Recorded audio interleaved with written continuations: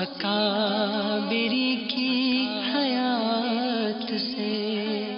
الحمدللہ رب العالمین والصلاة والسلام علی سید المرسلین، اما بعد فاعوذ باللہ من الشیطان الرجیم، بسم اللہ الرحمن الرحیم۔ والصلاة والسلام علیک یا رسول اللہ وعلی آلک واصحابک یا حبیب اللہ۔ والصلاة والسلام علیک یا نبی اللہ وعلی آلک واصحابک یا نور اللہ۔ میرے پیارے اسلامی بھائیوں اور مدنی چینل کے ناظرین، ہم اس وقت مدنی چینل کے سلسلہ ایک واقعہ ایک سبق میں حاضر ہیں۔ اس مبارک سلسلے میں آیات قرآنیہ، احادیث نبویہ اور کتب متفرقہ میں بیان کردہ واقعات میں سے کسی ایک واقعے کو موضوع سخن بنایا جاتا ہے اور پھر اس واقعے میں بیان کردہ مدنی پھولوں کی مہک سے اپنے دماغ کو معطر کرنے کا سامان کیا جاتا ہے۔ آئیے حسب معمول درود پاک کی فضیلت سننے کی سعادت حاصل کرتے ہیں۔ نبی پاک صلی اللہ تعالیٰ علیہ وآلہ وسلم نے ارشاد فرمایا، جو مجھ پر روزانہ 50 مرتبہ درود پاک پڑھتا ہے، کل بروز قیامت میں اس سے مصافحہ کروں گا۔ صلو علی الحبیب صلی اللہ تعالیٰ علی محمد وعلی آلہ وصحبہ وبارک وسلم۔ سلسلے کی ابتدا میں کچھ اچھی نیتیں بھی کر لیجئے تاکہ ثواب بھی ملے۔ اللہ عز و جل کی رضا پانے، ثواب کمانے اور اپنی آخرت بنانے کے لیے از ابتدا تا انتہا توجہ کے ساتھ سننے کی سعادت حاصل کروں گا۔ جن کاموں کے کرنے کا کہا جائے گا وہ کروں گا، اور جن کاموں سے منع کیا جائے گا ان سے بچنے کی کوشش کروں گا۔ یہ بھی نیت کیجئے، جو سیکھیں گے سب کو سکھاتے چلیں گے، دیے سے دیے کو جلاتے چلیں گے۔ صلو علی الحبیب صلی اللہ تعالی علی محمد وعلی آلہ وصحبہ وبارک وسلم۔ میرے پیارے اسلامی بھائی اور مدنی چینل کے ناظرین، اللہ عز و جل کی راہ میں خرچ کرنا بہت بڑی فضیلتوں کا سبب ہے۔ باقاعدہ سے انفاق فی سبیل اللہ، اس پر کتب احادیث میں بیشتر از بیش احادیث بھی موجود ہیں۔ آیات قرآنیہ میں بھی اللہ عز و جل نے راہ خدا میں خرچ کرنے کا حکم بھی ارشاد فرمایا، اس کی فضیلتیں بھی ارشاد فرمائیں، اس کی ترغیب بھی دلائی۔ بعض اوقات اس طرح کے واقعات پیش آیا کرتے ہیں کہ بندے نے دنیا میں جو اللہ کی راہ میں خرچ کیا، دنیا ہی میں وہ اس خرچ کی فضیلت پا لیتا ہے اور اس خرچ کی برکتیں اسے دنیا ہی میں نصیب ہو جاتی ہیں۔ آج کا جو واقعہ آپ کی خدمت میں پیش کرنے کی سعادت حاصل کروں گا، اس میں کچھ اسی طرح کا بیان کیا گیا کہ اللہ عز و جل کی راہ میں خرچ کرنے پر دنیا ہی میں اس کی برکتیں اپنی آنکھوں سے دیکھ لیں۔ بعض اوقات آپ بھی دیکھتے سنتے ہوں گے کہ کوئی حادثہ پیش آیا، ڈاکوؤں نے حملہ کر دیا، چور گھر میں گھس آئے، یا کوئی بھی ناگہانی آفت آئی اور بندہ اس آفت اور مصیبت سے بالکل بچ نکلنے میں کامیاب ہو گیا۔ بعض اوقات جملہ عام طور پر زبان پر اس وقت آتا ہے کہ یار ہاتھ کا دیا کام آ گیا، تو ہاتھ کا کچھ دیا کام آ گیا، یہ جملہ زبان پر آتا ہے، لیکن بعض اوقات واقعی اس طرح کے نظارے نظر آتے ہیں کہ جس میں 100% یقین ہو جاتا ہے کہ یہ ہاتھ کا دیا ہوا ہی کام آیا۔ آج کے اس واقعے میں کچھ اسی طرح کا نظارہ آپ کے سامنے آئے گا۔ حضرت سیدنا اکرمہ رضی اللہ تعالی عنہ فرماتے ہیں، ایک ملک کا بادشاہ بہت ظالم اور کنجوس تھا۔ تو اب کچھ اندازہ کر سکتے ہیں کہ جو جس کیفیت کا ہوتا ہے نا، وہ دوسروں کو بھی اسی کیفیت میں دیکھنا چاہتا ہے۔ اب کنجوس آدمی دوسروں کی سخاوت کے شورے سنے، یا کنجوس آدمی یہ چاہے کہ جناب میں کنجوسی کروں اور دوسرے سخاوت کریں، عموماً ایسا ہوتا نہیں ہے۔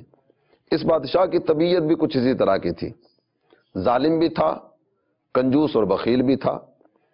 اس نے اپنے ملک میں یہ اعلان کر دیا کہ کوئی بھی شخص کسی فقیر یا مسکین پر کوئی چیز صدقہ نہ کرے، کوئی کسی غریب کی مدد نہ کرے۔ اگر کسی نے ایسا کیا تو جن ہاتھوں سے وہ دے گا میں اس کے وہ ہاتھ ہی کاٹ دوں گا۔ یہ خبر سن کر لوگوں میں سنسنی مچ گئی۔ اب ہر کوئی صدقہ کرنے سے، فقراء اور غرباء کی امداد کرنے سے ڈرنے لگا۔ ایک دن ایک فقیر مجبور ہو کر ایک عورت کے پاس آیا اور اس سے کہا اللہ عز و جل کی رضا کی خاطر مجھے کوئی چیز کھانے کے لیے دو۔ وہ عورت بولی تمہیں معلوم نہیں کہ ہمارے ملک کے بادشاہ نے اعلان کیا ہے کہ جو کوئی کسی کو صدقہ دے گا اس کا ہاتھ کاٹ دیا جائے گا؟ اب تم مجھے یہ بتاؤ کہ میں تمہیں کھانا کھلاؤں یا اپنے ہاتھ بچاؤں؟ میں کس طرح کوئی چیز تمہیں دے سکتی ہوں؟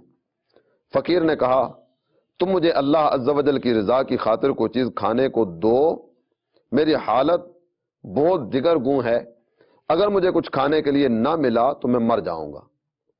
عورت کو اس فقیر پر بہت ترس آیا اور اس نے بادشاہ کی ناراضی اور سزا کی پرواہ کیے بغیر اللہ عز و جل کی رضا کے لیے اس فقیر کو 2 روٹیاں دے دیں۔ فقیر روٹیاں لے کر دعائیں دیتا ہوا وہاں سے چلا گیا۔ راستے میں بادشاہ کے سپاہی آ رہے تھے، انہوں نے جب اس کے ہاتھ میں روٹیاں دیکھیں سوال کرنے لگے کہ تمہارے پاس یہ روٹیاں کہاں سے آئیں؟ فقیر نے سارا ماجرا کہہ سنایا۔ چلتے چلاتے یہ بات بادشاہ کو پتہ چلی کہ فلاں عورت نے میرے حکم کی خلاف ورزی کی اور اس نے عورت کی طرف اپنے سپاہی بھیجے اور یہ پیغام دیا کہ جاؤ اور جا کر اس کے ہاتھ کاٹ دو۔ ایسا ہی کیا گیا، اس عورت کے دونوں ہاتھ کاٹ دیے گئے۔ کچھ عرصے کے بعد بادشاہ نے اپنی والدہ سے کہا کہ مجھے کسی ایسی عورت کے بارے میں بتاؤ جو سب سے زیادہ حسن و جمال والی ہو، میں یہ چاہتا ہوں کہ میں اس سے شادی کروں۔ والدہ نے جواباً یہ کہا کہ ہمارے ملک میں ایک ایسی خوبصورت اور بے مثال حسن و جمال کی پیکر عورت رہتی ہے کہ میں نے آج تک اس جیسی حسن و جمال والی عورت نہیں دیکھی، لیکن اس میں ایک بہت بڑا عیب ہے۔ وہ عیب یہ کہ اس کے ہاتھ کٹے ہوئے ہیں۔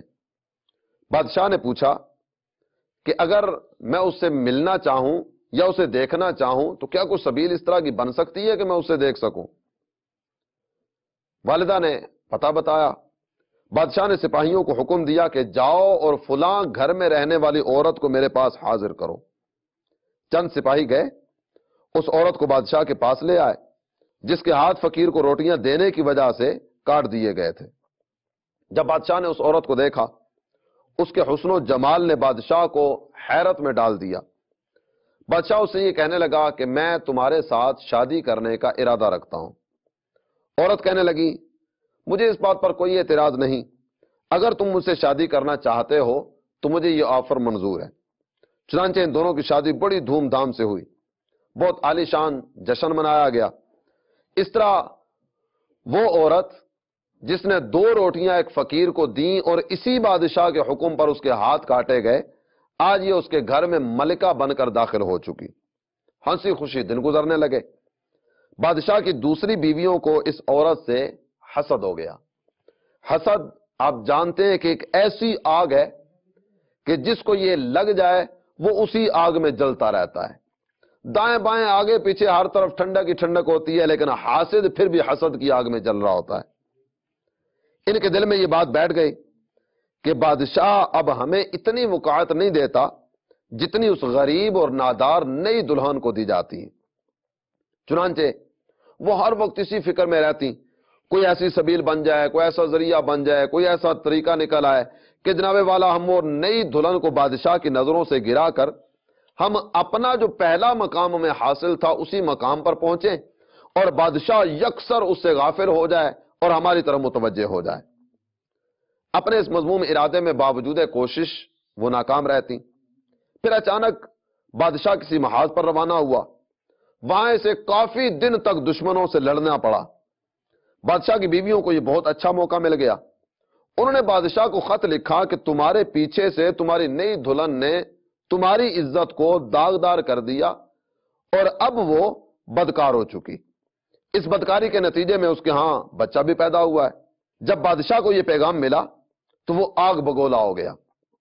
کوئی تحقیق نہیں کی، کوئی جناب وہ آگے پیچھے سے معلومات لینے کا سلسلہ نہیں ہوا، فوراً اپنے قاصد کو یہ پیغام دے کر اپنی والدہ کے پاس بھیجا کہ اس بدکار عورت کو اس کے بچے سمیت میرے ملک سے نکال دو، اس کے گلے میں کپڑا باندھ کر بچہ اس میں ڈال دو اور انہیں کسی جنگل میں جا کر چھوڑ دو۔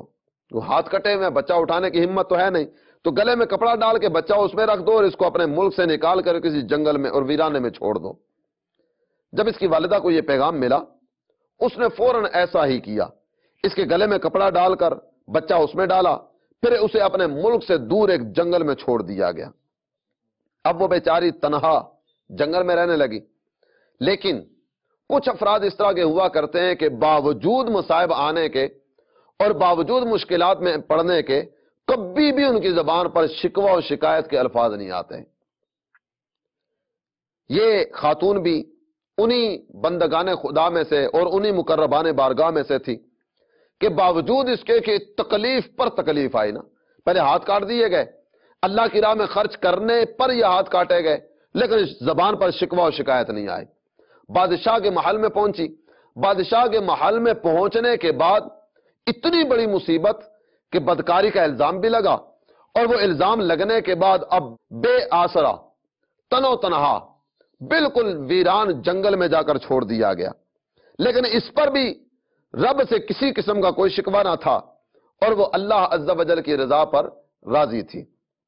وہ بیچاری اسی طرح جنگل میں گھومتی رہی، پیاس کی شدت نے پریشان کر رکھا تھا، پانی کی تلاش میں ماری ماری پھر رہی ہے۔ بالآخر اسے دور ایک نہر نظر آئی، نہر پر گئی اور جیسے ہی پانی پینے کے لیے نیچے جھکی، اس کے گلے میں کپڑے میں رکھا ہوا بچہ گہرے پانی میں جا گرا اور یہ بچہ غوطے کھانے لگا۔ جب عورت نے اپنے بچے کو ڈوبتا دیکھا، پیاس کی یاد بھی نہ رہی، پیاس کی ہوش بھی نہ رہی، رونے لگی اور روتے روتے فریاد کناں ہے، اتنے میں کیا دیکھتی ہے کہ دو خوبصورت نوجوان آئے، اس کے پاس آ کر کہنے لگے، خاتون کیوں رو رہی ہو؟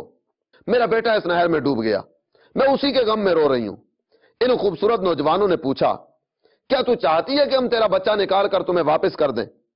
عورت بےتاب ہو کر یکدم کہنے لگی، ہاں میں یہی چاہتی ہوں کہ میرا بچہ مجھے واپس لوٹا دیا جائے۔ ان نوجوانوں نے دعا کی، اللہ عز و جل کی قدرت، ان کی دعا کی برکت سے وہ بچہ نہر سے باہر نکلا۔ انہوں نے بچہ اٹھایا اور بچہ اٹھا کر اس خاتون کے سپرد کیا۔ پھر اگلا سوال کیا، اے رحم دل عورت، کیا تو چاہتی ہے کہ تیرے کٹے ہوئے ہاتھ بھی تجھے واپس لوٹا دیے جائیں؟ اور جس طرح تو پہلے تندرست اور توانا تھی، تیرے دونوں ہاتھ صحیح و سالم تھے اور دونوں ہاتھ صحیح انداز سے کام کر رہے تھے، تو پہلے کی طرح ٹھیک کر دی جائے۔ کہنے لگی، ہاں میں چاہتی ہوں کہ میں تندرست ہو جاؤں۔ چنانچہ ان دونوں نوجوانوں نے دعا کی اور ان دونوں کی دعا کی برکت سے اللہ عز و جل نے اس کے ہاتھ بھی ٹھیک کر دیے۔ عورت اللہ عز و جل کا شکر ادا کرنے لگی اور حیران کن نظروں سے ان نوجوانوں کو دیکھنے لگی۔ وہ نوجوان جن کی برکت سے اسے ڈوبا ہوا بچہ مل گیا تھا اور اس کے ہاتھ بھی اسے واپس لوٹا دیے گئے، بڑی حیرت و استعجاب کے ساتھ ان کو تک رہی ہے۔ پھر وہ نوجوان اس سے پوچھنے لگے، اے عظیم عورت، کیا تم ہمیں پہچانتی ہے؟ خاتون کہتی ہے، نہیں، میں نے زندگی میں آج تک تمہیں نہیں دیکھا، پہلی مرتبہ تم سے واسطہ اور تم سے پالا پڑا، یہ بتاؤ تم کون ہو؟ وہ دونوں نوجوان بیک زبان یہ کہنے لگے، تجھے یاد ہے تو نے ایک دن ایک فقیر کو اللہ عز و جل کی رضا کے لیے 2 روٹیاں دی تھی، آج تیری وہی 2 روٹیاں اس انداز سے متشکل ہو کر تمہارے سامنے آ گئیں۔ یعنی یہ 2 نوجوان در حقیقت نوجوان نہیں تھے، بلکہ اس کی وہ 2 روٹیاں تھیں جن کو اللہ عز و جل کی قدرت اور اللہ عز و جل کی عطا سے انسانی شکل میں اس کی مدد کے لیے بھیجا گیا۔ میرے پیارے اسلامی بھائی اور مدنی چینل کے ناظرین، واقعہ تو پورا ہوا، بات یہاں ختم ہو گئی، لیکن ایک کھلی حقیقت جو ہمارے سامنے آئی نا، یہ جملہ جو بار بار ہم کئی مواقع پر اپنی زبان پر بھی لائے ہوں گے، دائیں بائیں آگے پیچھے سے بھی سنا ہوگا کہ ہاتھ کا دیا کام آ گیا۔ یہاں واقعی ایسا ہوا کہ اس خاتون کا ہاتھ کا دیا ہوا کام آ گیا، اور کس انداز سے کام آیا؟ جو ایک بہت بڑی مصیبت ہاتھ کٹنے کی صورت میں آئی تھی وہ بھی جاتی رہی، اور اس کے بعد جو اس کا بچہ دریا برد اور نہر برد ہوا تھا وہ بھی اللہ عز و جل کی عطا اور اللہ عز و جل کی راہ میں دیے ہوئے مال کی برکت سے آج اس کے ہاتھ میں آ گیا. مصیبت بھی رفع ہوئی اور جو اتنی بڑی مصیبت بچے کے ڈوب جانے کی صورت میں ظاہر ہوئی تھی وہ بھی جاتی رہی. یقیناً ہاتھ کا دیا ہوا کام آتا ہے. اللہ عز و جل نے قرآن پاک میں حکم ارشاد فرمایا اللہ کو قرض حسن دو. کتنی پیاری بات اور کتنے واضح الفاظ میں فرما دی گئی کہ یہ جو کچھ بھی تم دو گے نا یہ تمہارے اپنے لیے، تمہارے اپنے لیے نہیں. اللہ عز و جل کسی کا محتاج نہیں، کسی کی مدد کی اسے حاجت نہیں. وہ تو سب کو عطا کرنے والا، سب کو نوازنے والا اور سب کے دامن مراد کو بھرنے والا ہے. ایک آیت کریمہ میں ارشاد ہوا مثل الذین ينفقون اموالهم فی سبیل اللہ کمثل حبۃ انبتت سبع سنابل فی کل سنبلۃ مئۃ حبۃ. کتنے پیارے الفاظ میں اور کتنی پیاری مثال دے کر یہ بات ذکر فرمائی جا رہی ہے. فرمایا ان لوگوں کی مثال جو اپنے مال اللہ کی راہ میں خرچ کرتے ہیں اس شخص کی طرح ہے کہ جس نے زمین میں ایک دانہ بویا. عام طور پر کیا ہوا کرتا ہے، زمین کا پیداواری حصہ کتنا ہے یہ آپ بھی جانتے ہیں. کتنے بڑے حصے پر پانی، زمین کا کتنا بڑا حصہ جو آبادی کی صورت میں، اور کتنی زمین اس طرح کی جو بنجر ہے جس میں کسی قسم کی کوئی فصل نہیں ہوتی، اور جس حصے پر فصل ہوتی ہے وہ کتنا، وہ بھی آپ کے سامنے. اللہ کی قدرتوں کا کتنا بڑا نظارہ ہے، کھانے والے کتنے اور پیداواری زمین کتنی ہے. لیکن پھر بھی جو اناج ملتا ہے نا وہ ساری دنیا کھا رہی ہے، لیکن اللہ عز و جل کے خزانوں میں کسی بھی قسم کی کوئی کمی نہیں آتی. اس کی قدرتوں کے نظارے جو دیکھنے والے اپنی آنکھوں سے دیکھ رہے ہیں، محسوس کرنے والے محسوس کر رہے ہیں، اور اللہ کی قدرتوں کے نظارے دیکھنے والے اس کی قدرت کے نظارے دیکھتے چلے جا رہے ہیں. عام طور پر جو انداز ہمارے سامنے آتا ہے نا، زمین کو نرم کیا جاتا ہے. زمین نرم کرنے کے بعد بار بار بعض اوقات ہل چلائے جاتے ہیں، ہل چلانے کے بعد زمین نرم ہو گئی، اب بیج ڈالا جاتا ہے. یہ جو بیج زمین میں ڈالا نا، کئی دانے اس طرح کے ہوا کرتے ہیں جو پرندے اچک کر لے جاتے ہیں. کئی ایسے جو زمین کی تہ میں گئے وہاں پھٹ گئے، اس میں سے نکلے ہی کچھ نہیں. کچھ اس طرح کے جو جناب چیونٹیاں اور دیگر کیڑے مکوڑے کھا گئے. کچھ اس طرح کے جو زمین میں گئے اور زمین میں جانے کے بعد گل سڑ گئے. جو پودے باہر نکلتے ہیں نا، یہ جتنا دانا زمین میں ڈالا تھا سب اپنے ساتھ پودا لے کر نہیں آئے، اور جو اپنے ساتھ پودا لے کر آئے ان میں سے بھی کئی اس طرح کے کہ جن کے ساتھ بالی نہیں لگتی.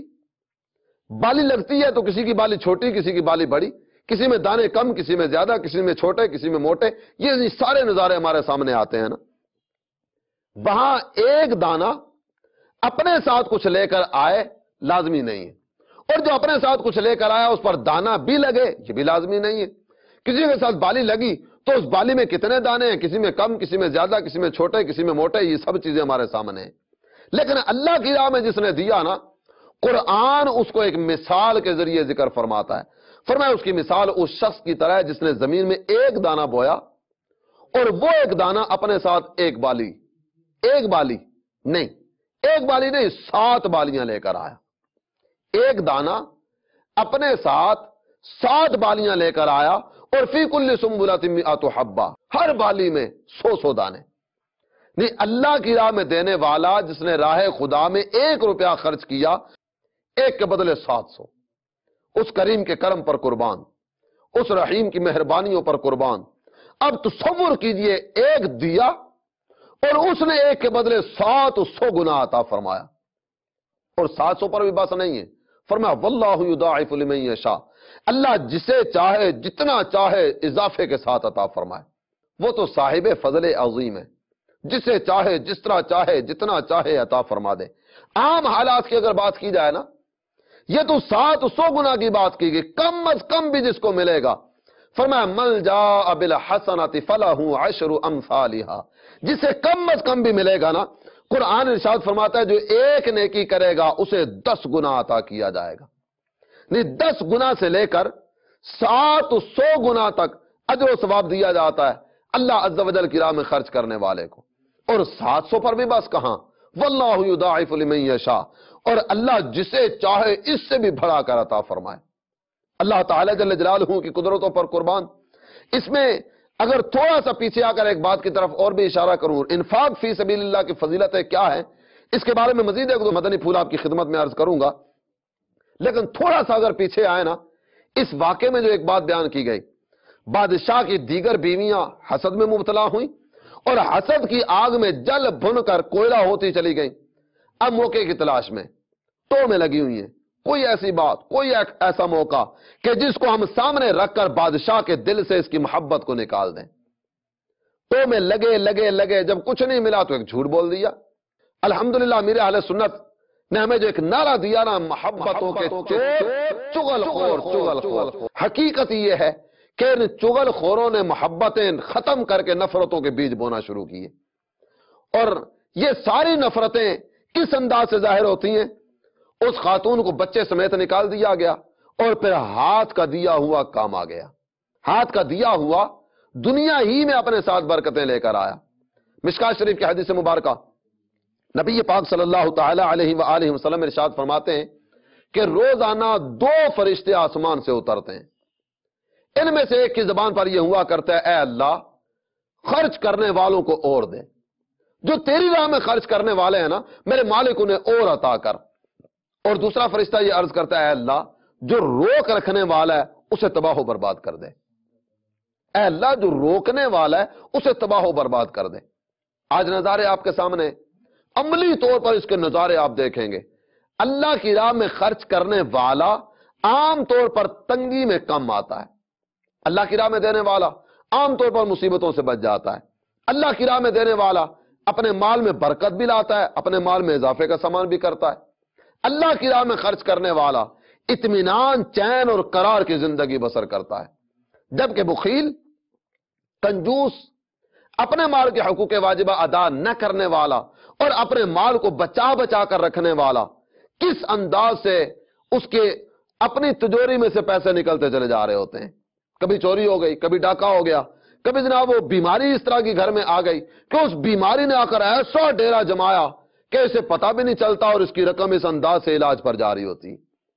یہ پھر بھی شیطانی وساوس کا شکار ہو کر اگر جناب وہ میں زکوٰۃ دے دوں گا، اگر اتنے غربا کو دے دوں گا، اتنے مسجد میں دے دوں گا، اتنے جامع یا مدرسے میں دے دوں گا، گھر میں بیماری ہے، اس کا کیا ہوگا؟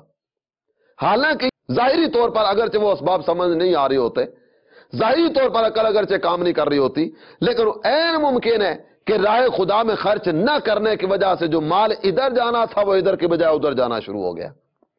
تو آئیے اللہ عز و جل کی راہ میں خرچ کرنے کا ذہن بنائیں، راہ خدا میں پیش کرنے کی نیت کریں۔ جن کو اللہ تعالی جل جلالہ نے جتنا عطا کیا، اپنی توفیق کے مطابق، اپنی بساط کے مطابق، اپنی حیثیت کے مطابق اور اپنی آمدنی کے مطابق کچھ نہ کچھ ہر ماہ اپنی آمدنی میں سے اللہ کی راہ میں خرچ کرنے والے بنے۔ دینے والوں کو اللہ عز و جل اور عطا کرتا ہے۔ جو سینکڑوں کمانے والے ہیں وہ روپوں کی صورت میں دیں، جو ہزاروں کمانے والے ہیں وہ سینکڑوں دیں، جو لاکھوں کمانے والے ہیں وہ ہزاروں دیں، جن کو اللہ نے کروڑوں عطا کیے وہ لاکھوں کی صورت میں اللہ کی بارگاہ میں پیش کریں۔ بس دینے کی عادت بنا لیجئے، راہ خدا عز و جل میں خرچ کرنے کا ذہن بنا لیجئے، اور خرچ کرتے وقت حضرت سیدنا عبداللہ ابن مبارک رضی اللہ تعالیٰ عنہ کا انداز کتنا پیارا تھا۔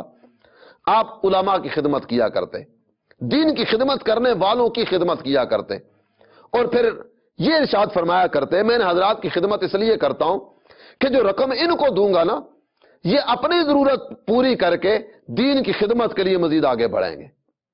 یعنی میرا پیسہ ایک تو زکوٰۃ کی ادائیگی کا سبب بنا، ایک تو انفاق فی سبیل اللہ کا باعث بنا، اور دوسرا اگرچہ براہ راست دین کی خدمت پر صرف نہیں ہوا، دین داروں کی خدمت پر صرف ہوا، لیکن یہ حضرات فکر معاش سے اپنے آپ کو بچا کر راہ خدا عز و جل میں دین کی خدمت کرنے میں کامیاب ہوں گے۔